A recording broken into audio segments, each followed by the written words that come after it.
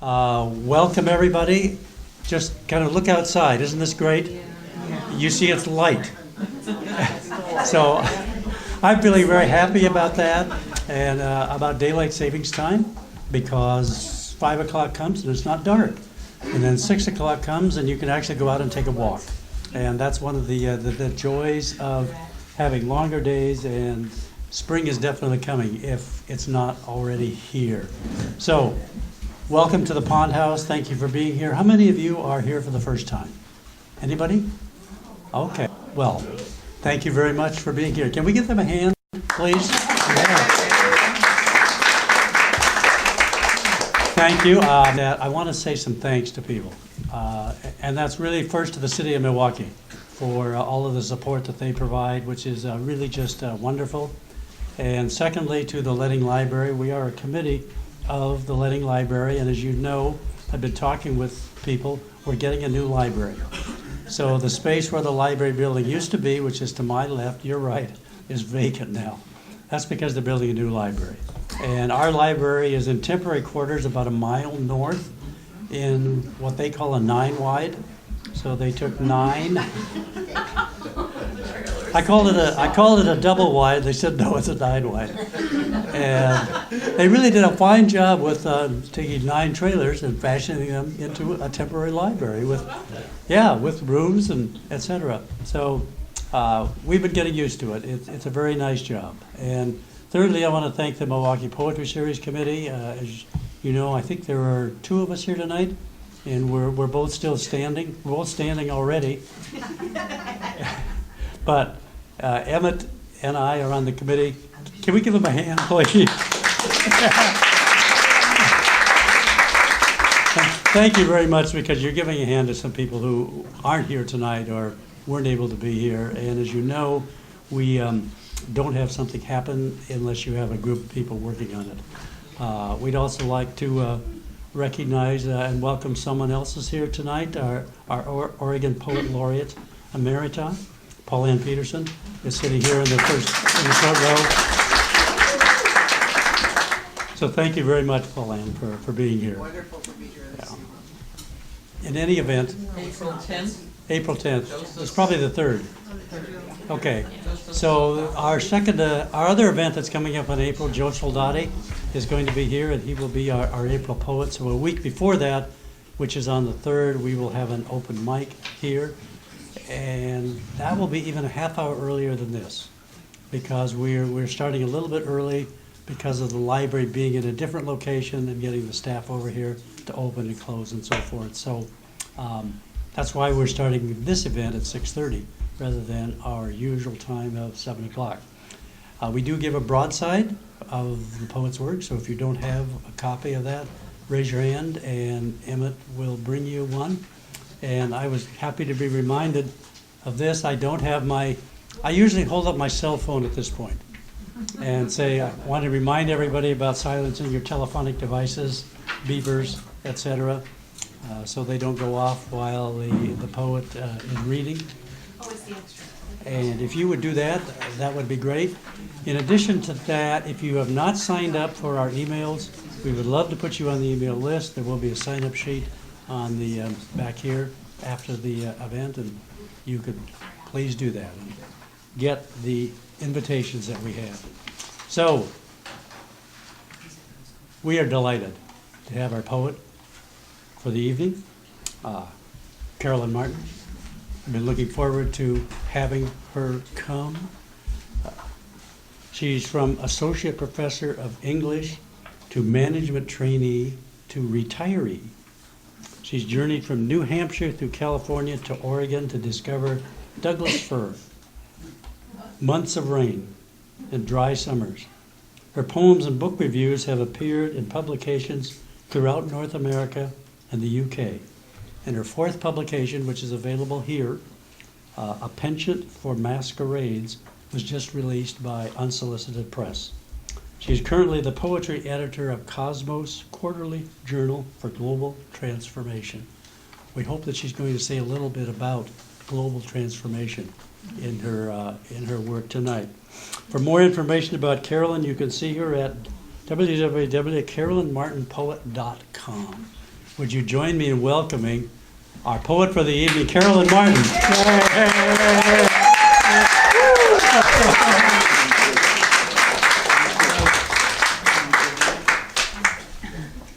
That was a setup. I know nothing about global transformation. Yeah, except for all of you who were stuck in traffic tonight. Did you see the sky?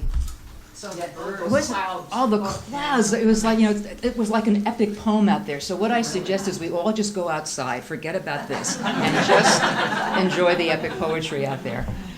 Thanks to Tom and Emmett and the committee and the city of Milwaukie and all of you for schlepping out here at 6:30. At least we do have daylight savings time. A few years ago, I came across a quotation by the author Isaac Dinesen, and she said, "Truth is for tailors and shoemakers. I, on the contrary, have always held that the Lord has a penchant for masquerades." So as soon as I read that, I knew instantaneously I had a title. Didn't have a book, but I had a title in search of a book. And so the 59 poems that this collection embodies are actually attempts to figure out what the heck a penchant for masquerades means. And I'm not so sure I still understand or fully understand. So in the collection, you'll find a whole slew of free verse poems. You'll find 2 sonnets, 2 pantoums, 1 haiku sequence, 1 lonely triolet, a series of poems in which not one word, except for the title, is mine. And then there are other poems that go from margin to margin, pithy sayings that you can read in any order you like. So when I put the collection together, I needed a dedication. And I think this one fits. So this book is dedicated to those, including all of you, who have a penchant for doubting everything and nothing. And I think that's where I am and where the zeitgeist. Yeah, maybe this is global transformation. I don't know anything. I doubt everything and nothing. So let's hear some of the poems. The first series I'd like to describe as "The Poet Puts on the Mask of Other People's Voices." First one is called "In the Women's Locker Room." Down the pike a bit is the North Clackamas Aquatic Center. Okay, now I want you to picture this. I'm coming out of an water aerobics class into the women's locker room. To my right are 3 women, probably well into their 70s, in the open shower area taking a shower. Simultaneously coming from the locker room area are 3 high school young women. So I'm standing at the pinnacle here, and I'm able to watch the interaction. This poem is written in the voice of one of the older women. In the women's locker room. Without a thought, we slough off bathing suits and caps and kick them away from the shower's heat. Nothing's left between soap and aprons of fat, thinning head and pubic hair, exhausted breasts. We know each other well, and the husband who can't find his way back home, the son who failed at suicide by cop, the boss who made us kneel. This morning, we debate Golden Girls reruns, from Dorothy's designer clothes to what gets more laughs, Rose's naivete or Blanche's sluttiness. We wish we were Sophia Sharp, with her tart put-downs and her, picture this. Rather than grassing about the news, we committed months ago to ritual. Swim, shower, cheer for the camaraderie that lets us be who we are. No fear of tears or scars, no holding back. We haven't grabbed our towels yet when 3 high school goddesses prance by. Bikini, svelte, glorious, they freeze. hands over mouth, horrified, and can barely bear to look. We wave them smiles and somehow know, perhaps from decades of becoming wise, no matter how far or fast they flee, nothing, not prom dates, scholarships, or first place trophies, will erase this scene.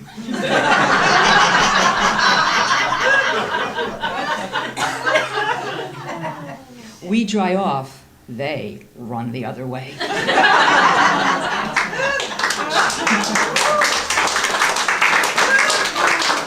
True story.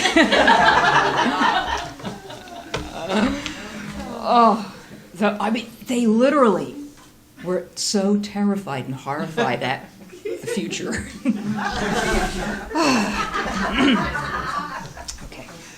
I'm sure that there are not too many people in the room who don't know someone who is suffering from some degree of dementia, memory loss. This poem is called Almost an Elegy, and it's written in the voice of an older woman who's realizing she's losing her memory. And she's having tea with a neighbor friend. You'll hear her side of the conversation, her voice. Almost an elegy. Just between you and me, I don't know where my head's been. My days are so mixed up, I forgot all about this afternoon's cake and tea. I'll put the kettle on, you grab the cup and flowered plates, and we'll cozy down. Stop me if you heard this before. I hate it when people can't keep their listeners straight. Anyway, it used to be I could tally groceries faster in my mind than cashiers could tap them in. I'd breeze through diagramming sentences the nun chalked on the board. And the catechism answers she claimed were true, I could bounce them back at her word for word for word. But now, most days, my brain absconds. I've lost the bills I've readied for the mail. Can't recall if daffodils arrived before or after candy tufts. As for why God created us, long gone. Be careful, the cup is hot. And look, the glaze melting down the cake like icicles announcing winter's passing on. My, that almost sounds like poetry. Anyway, there's something important you must know. My neighbors say they share my malady. The fact is, I've got it worse. Most times I can't remember their names and mine slips out the door. Truth be told today, I almost misplaced yours. Before you go, don't be silly, that's not a hint. I love your company. Before you go, I need you to tell me what to do. No soft peddling around with a maybe or perhaps. Please wipe that pity off your face and tell me what to do. Someday, I may stroll out too far and not come back. Every day it's harder to know if the sun's rising up or setting down. Tell me, I'm not sure of anything.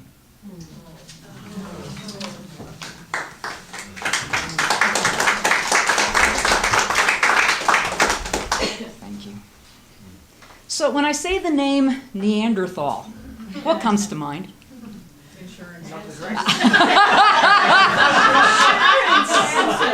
Ancestors, right, okay. As I was writing this book over the 2-year period, these articles started to appear that reevaluated this species and reevaluated why did they disappear. You know, there was that notion of climate change and they lost their hunting grounds and fishing places, and there was the idea of epidemics and all kinds of things. There was one article in the New York Times that caught my attention. The title is, Neanderthals Were People Too. So, ladies and gentlemen, for the first time in Milwaukie, Oregon, you are going to hear a Neanderthal speak. The poem is written in 2 parts. The first is the Neanderthal, and then we're going to modernize it. So, part 1. In a valley not yet named Neander, 40,000 BC. It wasn't the size of our brains. We could match them wit for wit, or climate change, or epidemics. It wasn't a resource grab or being clubbed to death by human supremacists. It wasn't for lack of tools, feathers, jewelry, rituals for the dead, face paints, fishing, and hunting grounds. Rather, numbers doomed us in the end. We were swamped. They kept trickling in dribs and drabs and tiny bands, a species almost on par. We could have hung around another 1,000 years except for a fact history won't bear. We chose to disengage. We could see it in those eyes tucked beneath slanting brows. They'd wipe each other out before Earth collapsed, created as they were to be themselves. There was nothing random about our drift. Call it intuition, not luck.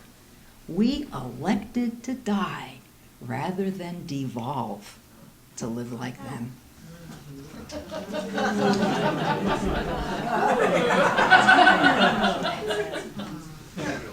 Part 2.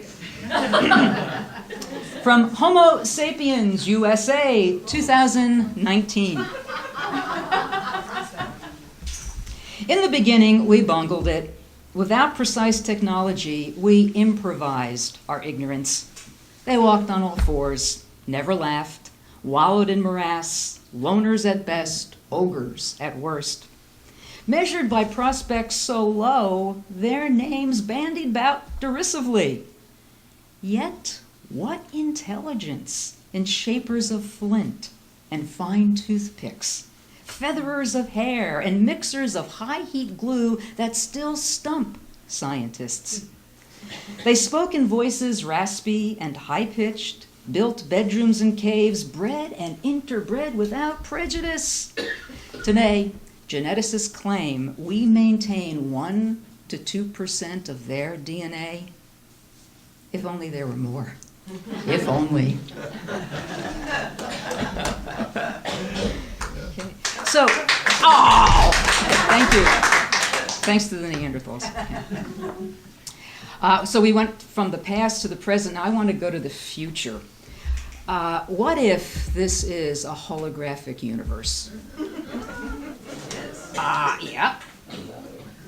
I don't know. So I'm not too much into science fiction, but this is my contribution to science fiction. The poem is called Meltdown. It's Planet Earth 2100, written in 2 parts.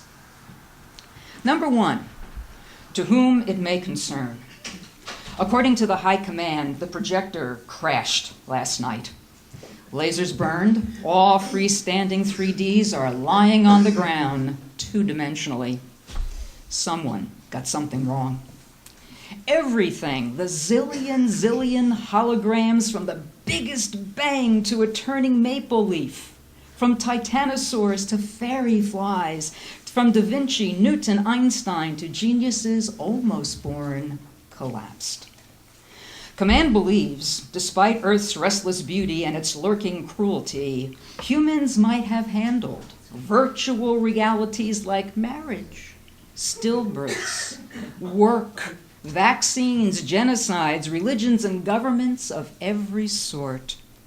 They regret the endpoint came too soon. We mid-levelers on the ground won't forget how mankind amused with little lives that stumble through. Here and there, one got it right. It's not their fault plans to reboot are shelved. Crews are sweeping up their left-behinds, erasing all biped stains. The latest update on the new 4D, it's in its final testing stage. Expect progress reports next week. Part 2, from whom it concerns. We don't know why the lights went out. Grounded nose to stone, we're bristled into random piles like used confetti or stained paper plates. We don't know why the lights went out.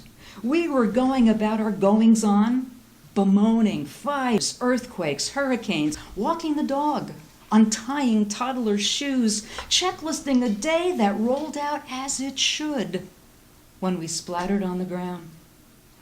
We don't know why. The lights went out and we reduced to an ant-eye view. If only we could raise our heads above the grass. Do we still have brains?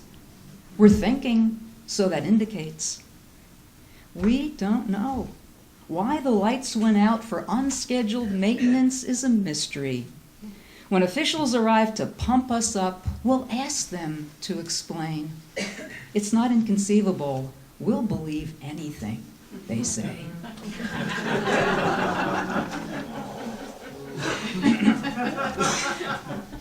All right, switch of gears. A series of poems in which the poet approximates her own voice and may or may not tell you some truths about herself. Some of you know that I spent 20 years of my life as a Roman Catholic Sister of Mercy back in New Jersey. And I want you to picture we're 18 or 19 years old. We're novices at the point of the poem. And we have to go through a weekly ritual called confession. Now, can you understand 18, 19 years old in a very structured environment where every single day is scheduled? Every moment of every day is scheduled, but we had to go to confession. So we wound up making things up. You know?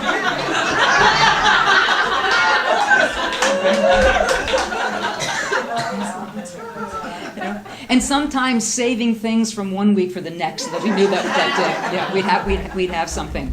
So, in fact, years later, a priest told us that hearing a nun's confession was like being bombarded with popcorn.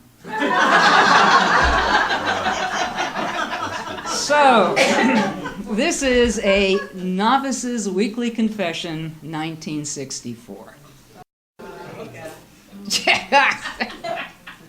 Noonday prayer and the conjuring of venial flaws. Eyes raised too high. Coffee spills, a veil scorched by an iron set too hot. You'll save whispering after sacred silence rings and overdosing on ice cream to supplement next week.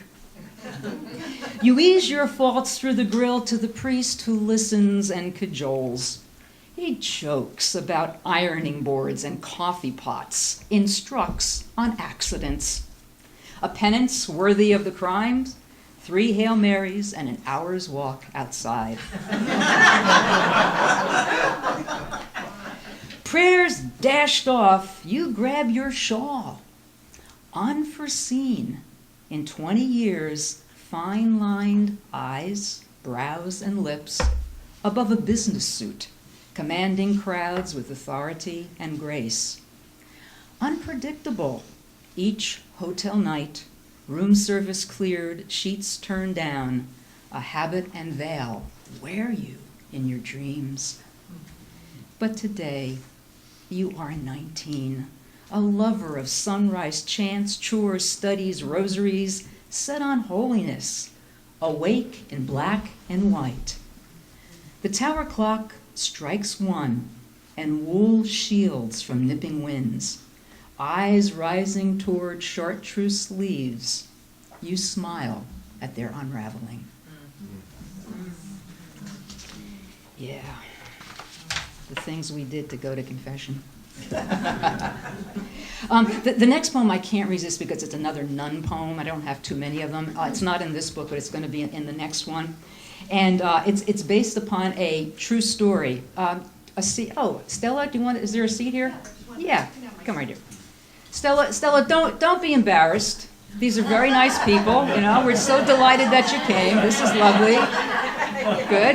And Dale, there's another seat right up here. Come on, these. I'll let Leah have it. Okay. All right. Okay. Look at the mercy that you're showing one another, the compassion. Okay. So picture this. I'm wearing a short veil this time and a short dress, not the traditional habit. And a friend of mine get on a bus from Lakewood, New Jersey. We're going to Port Authority, and then we're going to take some buses up to the Cloisters Museum. Yeah. Among the treasures there are 7 tapestries known as the unicorn tapestries, which are very famous and just awesome.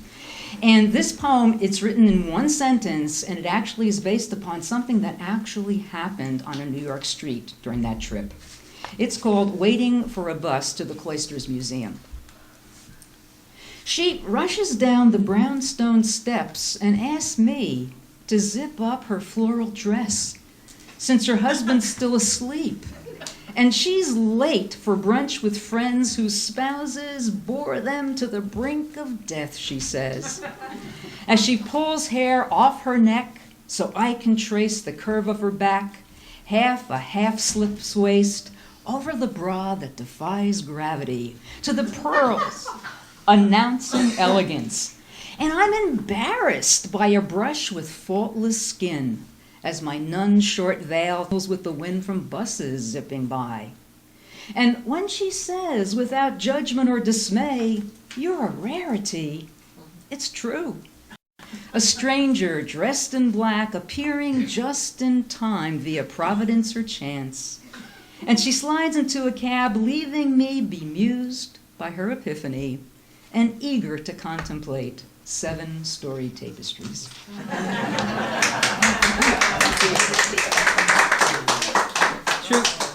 True story. Hi, Leah. Thank you so much for coming. Oh, okay. You have to park. You've I got know so many the fans. parking. The parking is yeah.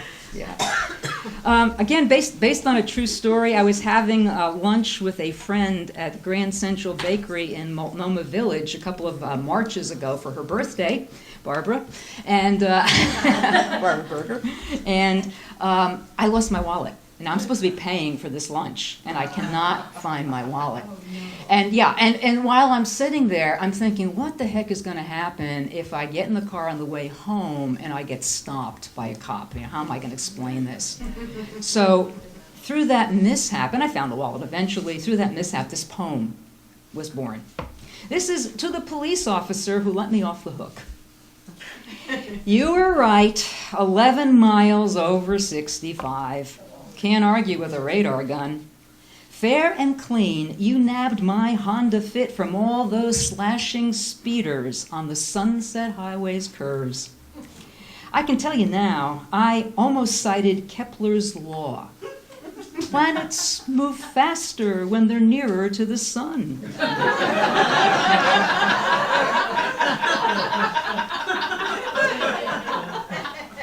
I could have teased I was merely mimicking scientific fact. I could have spouted lines written while I drive. 10 geese hitchhike along a puddled road. I honk, therefore I am. You honk, and you're a jerk.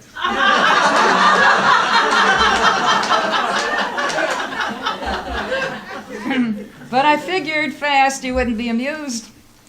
Remember when you said, "Your driver's license, ma'am," and groaned at, "It's on the kitchen sink"? Remember how you huffed back to your car to check my VIN and tally up the fines? See, here's the truth.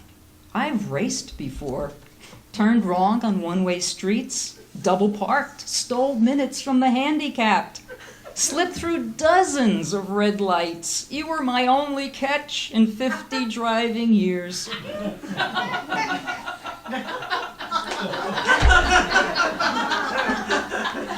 Maybe your quota was full, or you recalled last night dancing your giggling son around the living room, watching your daughter's bat zing in the winning run. Maybe the heat of making love softened you. Whatever the reason, I need to understand the terse slow down when you returned. No ticket, no growl, nothing beyond 2 syllables. Please contact me soon.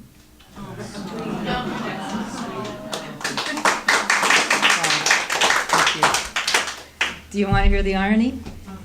3 months later, my Honda Fit had its picture taken On the way to your house, Penelope, for a reading. Was it at 19th I in Burnside? well, it was close. Yeah, actually. They got me there twice. Oh, I don't feel bad then. Yeah.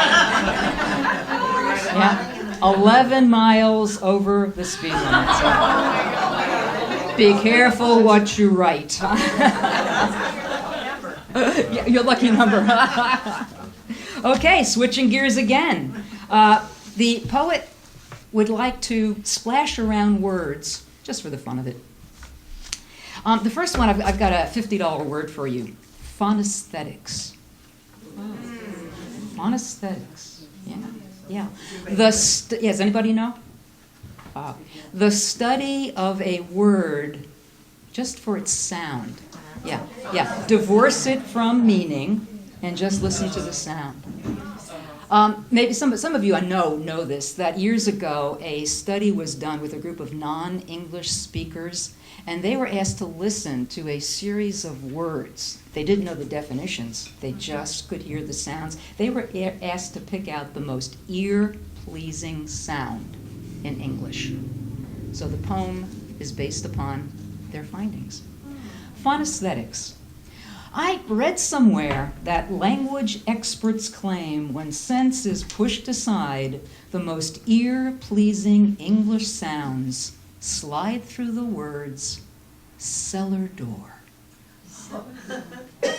Not through the charm of velvet, epiphany, lithe, purple, serendipity, cinnamon, soliloquy, but through the scraped-up entry to the stale, dark space where my mother scrubbed our clothes and I escaped from upstairs storms. Cellar door, cellar door, cellar door. Chant these words out loud and I'm strolling on a sissy's cobblestones where Cimabue's frescoes peel, or flying to the Vegas Strip, gondoliers row arias beneath a painted sky, or settling down in Vinnie's bar with friends and pizza pie. So much for sense when sounds annihilate cinder blocks, concrete floors, dank memories. 3 notes, smooth and pure, soar like kisses from my fingertips toward the cobbled sky. Cellar door, que bella, cellar door. The next one is called What's in a Name, and there's a reference to the devil frog. And this is an actual scientific finding. Earlier in the collection, I referred to Beelzebubbo. Okay?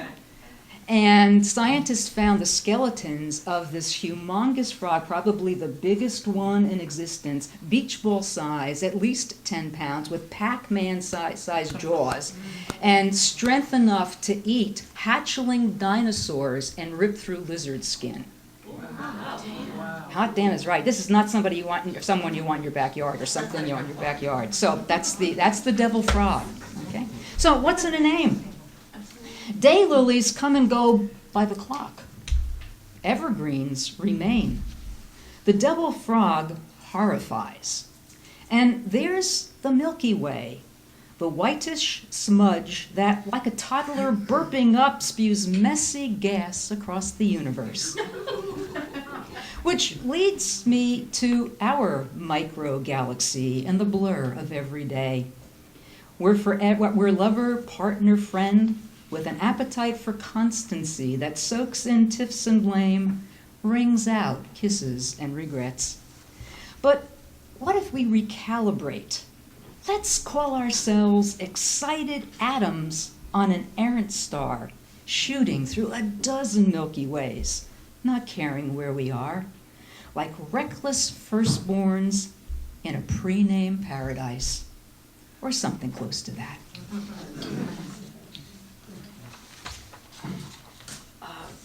In a class with the wonderful Annie Lightheart, she gave us a handout with the 50 most quoted lines of poetry.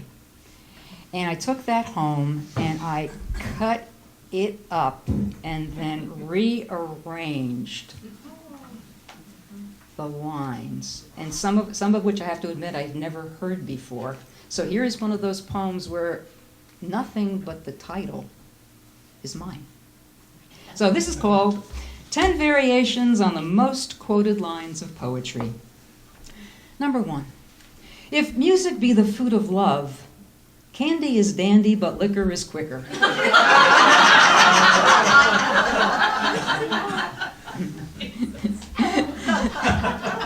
Number 2. The proper study of mankind is my mistress's eyes, a joy forever. Number 3. I think that I shall never see.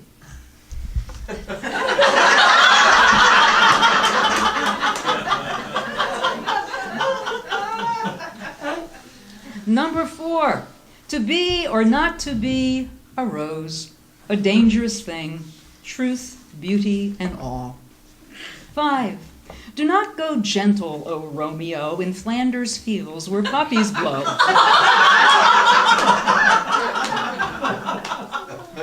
Humankind cannot bear to err. Number 3. Things fall apart. Stop the clocks, cut off the telephone. Time has come, but at my back I always hear, 'tis better to have loved, to only stand and wait, and not to yield. Number 7, lend me your ears, band of brothers. The father of the man, full Phantom 5, lies in Xanadu, with fortune in men's eyes. Number 8, if you can keep your head, busy old fool, tread softly like a narrow fellow in the grass. Number 9, because I could not stop for death, I am the master of my fate.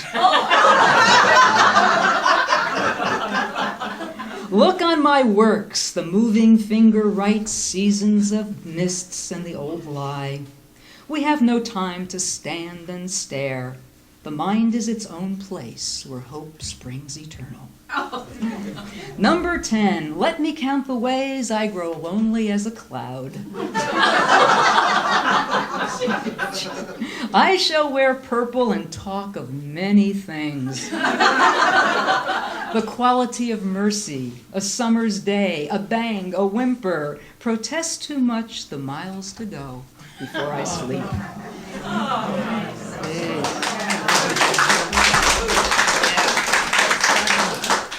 These are fun things to write. Right, exactly. Can someone in the audience explain to others in the audience what the word anaphora means? It's what I do in the afternoon. What I do in the afternoon in Averard. Wow, wow. That was very good. Yeah, very that's sharp. Write that down. That's great. It simply means that lines begin with the same word or words over. So every line begins the same way. Okay. So this poem is called Evidence. The fact is, I could eat the same meal every day. The fact is, I do. The fact is, I despise playing games. The fact is, I love playing games I can win. The fact is, druids knocked on wood to startle trees awake. The fact is, I don't like trees observing me.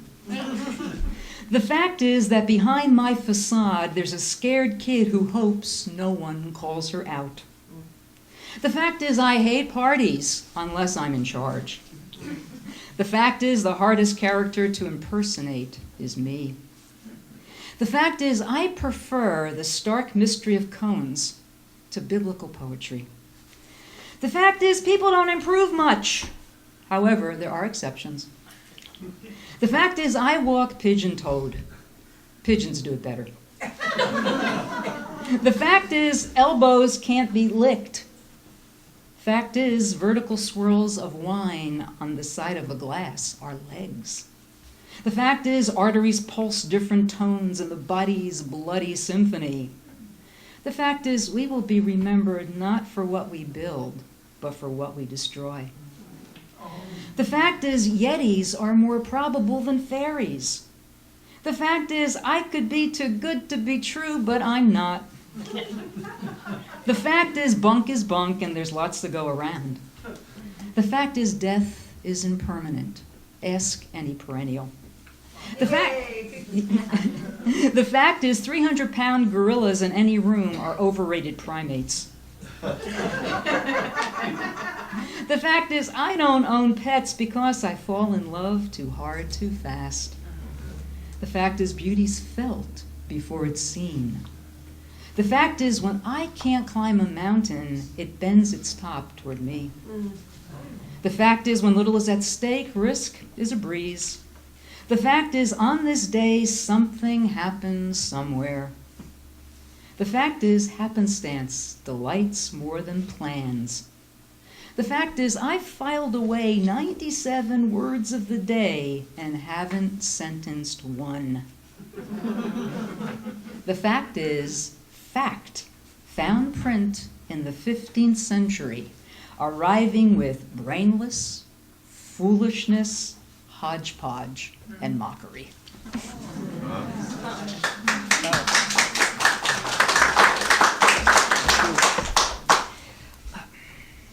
Does anybody remember the good old days when you could invite people to dinner and they actually ate whatever you served?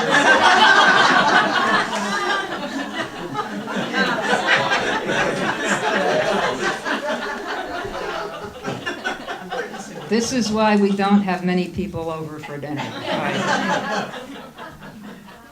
So, this poem was inevitable. Requiem for the dinner party. Dear friends, after numerous attempts to be culinarily correct, gluten, dairy, sugar-free, vegan, paleo, Atkins, pescatarian, South Beach, Mediterranean, keto, we admit we're inept at satisfying every palate walking through our door. In lieu of banning in-home social time, we request all guests abide by new rules. Bring your own food and drink. We'll supply dishes, silver forks, spoons, knives, real glass glasses in every shape and size, water filtered via Multi-Pure, and electric flames in the fireplace. Avoid scents of any kind and remove your shoes when you arrive. Select a pair of dye-free socks made in the USA from the baskets Native women weave to feed their families. To keep the evening uplifting and polite, attached please find the topics we'll avoid and the ones we'll entertain. When you leave, don't slam car doors. The neighbors are noise sensitive.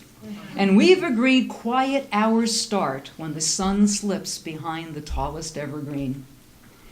Just so you understand, we grieve for the day. Invitations simply stated date and time, and RSVPs invited yes or no. But alas, the zeitgeist is what it is. Acknowledge you accept the terms and conditions above. We hope to see you Saturday promptly at 6.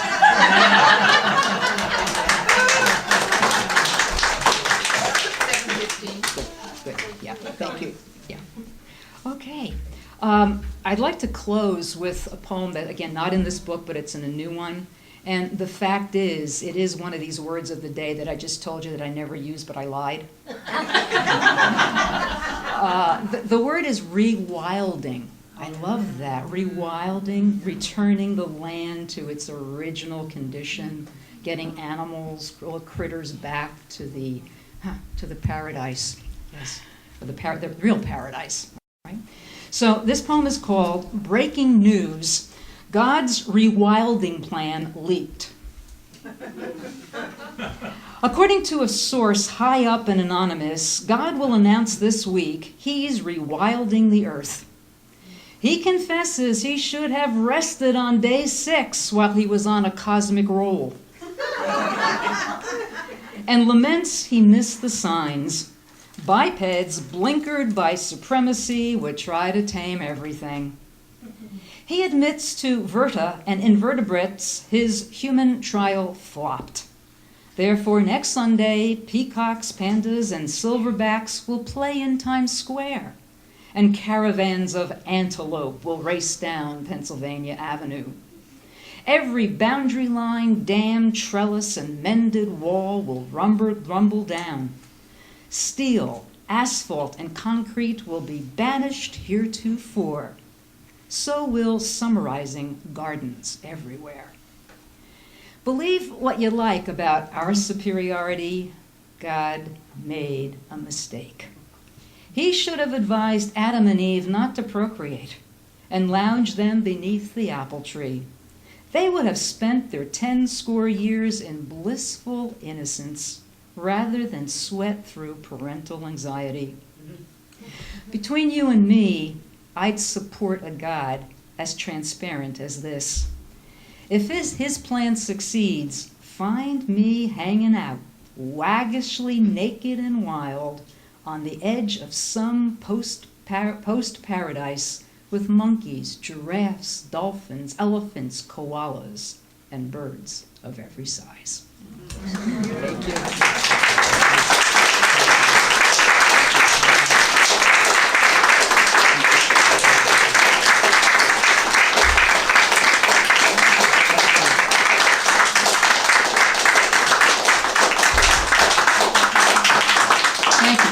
Much. Okay. So, questions? Thank you so much. Oh, you're welcome. What an audience. Can I take you everywhere? What a receptive audience. Wow, that's I mean, yes. The sound of words is really, it's so wonderful and it can be so misleading. There's a wonderful French police procedural, Spiral. And it's Parisian French, and it's so beautiful and so lovely. But if you read the subtitles, this is pretty dire stuff. But to my untrained ear, it's beautiful. Isn't that interesting? And we had a Latin teacher who used to refer to us in our work as pusillanimous. Pusillanimous, yes. And I didn't look up that word until I was an adult. And I wish I had anyway. But we knew what he meant. And you talk about poetry and taking lines from other things. Well, this is what I do with your book, A Lonely Companion. I do with every poetry book I read. I read a line, I like it, there's something to it, and I write it out in longhand. And each line I come to that I really like, I do that for the whole poem. And sometimes I think I do a better job of poetry than the author themselves. I thought I was so clever until I read Annie Dillard's A Writer's Life. And she did it 30 years before I ever thought. So which I thought was kind of unfair. But it just rearranges poetry to make it live for me. Good. Thank you for that. Thank you for that insight. Thank you. Yeah. Maggie. Carolyn, your poems are, there's such a great variety in your poems. Humor, but also a deep profoundness that comes through. I'm wondering what you read to get all your ideas. I mean, where are you getting these ideas? What are you reading? What magazines or?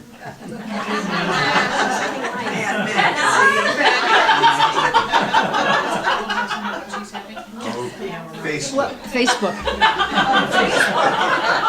That'll do it. Facebook will do it. You know, there's nothing in particular, but whenever I'm reading, whether it's a novel or it's a magazine, or my name is Carolyn and I watch TV.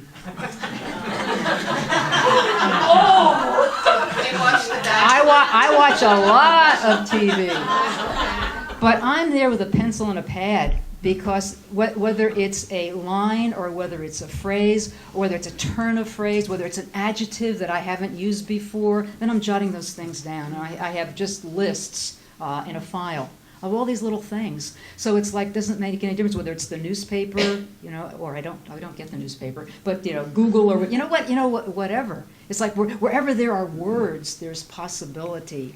And if I don't use them in the near future, I'll use them in the future. So, yeah. Well, Tom? My question is related to Maggie's question. Sure. Who would you say as poets influenced you? Oh, okay. That's a great one. And I actually have an answer for that. Robert Frost. Okay, Robert Frost. William Carlos Williams, William Butler Yeats, current poets, Natasha Trethewey. One of my favorites, Billy Collins. And, you know, I think, you know, probably the most popular poet. And, you know, some people think he's fluff, but I just delight. I will open, and this is God's honest truth. I'm reading his collection, Ballistics. I read one line, and all of a sudden I can't finish the poem because it has inspired me to start a poem, right? And with no, well, I also have used a Trethewey line. I've used an Ellen Bass line. I've used, you know, I steal a lot. But they're springboards. Yeah, here's the confession. Gonna walk around the pond is my, yeah. So Trethewey, Collins, who the heck else? Mary Oliver? Not really. Some of hers, yeah, some of, but again, beautiful appeal, mass appeal, and a heart. Oh, thank you, yeah, Wisława, I mean, how do you like this? Wisława Szymborska, yeah, 1996 winner of the Nobel Prize for Literature. What a life this woman had. Yeah, there are 2 poems in the book based on Szymborska. She is Polish. Yes, we're probably related. Joan, I'm sorry. A couple questions for you, Sure. Carolyn. You can only have one, Joan, I'm sorry. Do you want to borrow one? Do you have a certain time during the day that you find yourself more Yeah. into your writing mode, and have you when you've seen God's beauty, have you been able to just come up with something right there? No. Thank you. Next question.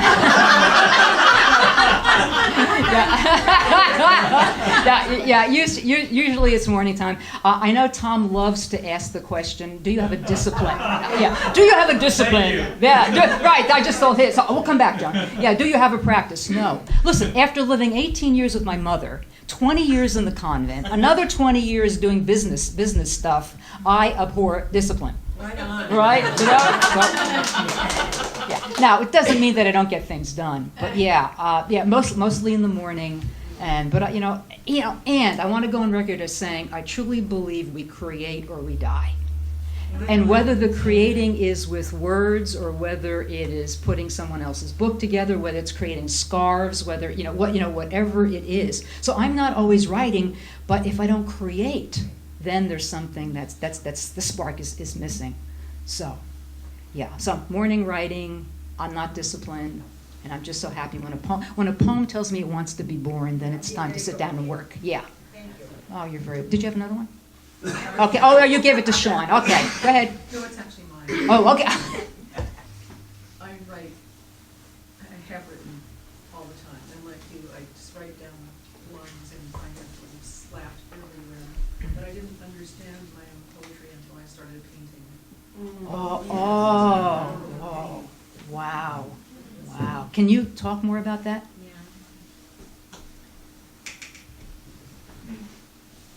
A lot of times my writing is done when I can't function.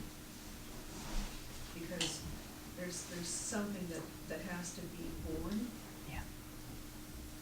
And I've just written, and all my life I've always drawn and everything, but I didn't put the 2 together until a year and a half ago. Wow. Wow. And I started painting again with a different feeling about it, a different heart to it. Wow. And sometimes when I paint, it almost makes me cry. Mm-hmm. It's beautiful. Wow. So it's opening up.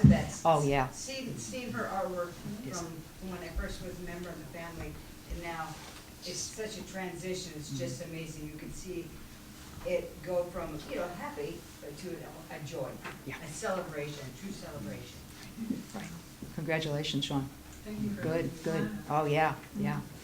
I'm going to be doing 3 poetry classes over at the Happy Valley Library in April, and Sean's signing up, so we're going to have fun. Okay. Barbara? Lily. I'm sorry, Lily.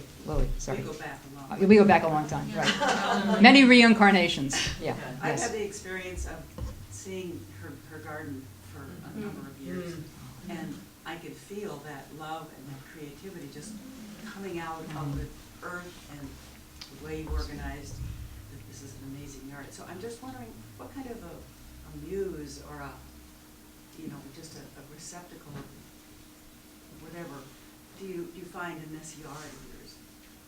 Oy. Oh, no, it must be, no, there must, yeah, there must, but Palette. but, Dang it. yeah. Like lavender. Yeah. Many times, I think it's with writing, it's with any art. It's the art of the garden, for me is, since I'm not well trained in it, it's just trial and error. So what works, some research, what works in the sun, what works in the shades, what colors go together. I know I've been told by people like my partner, we can't have, oranges and yellows. That was originally, but now he likes oranges and yellows, so. So it's the willing to be awake, aware, do the work, and if it doesn't work out, it's okay, because there's another season. Yeah, there's a poem. There's a lot.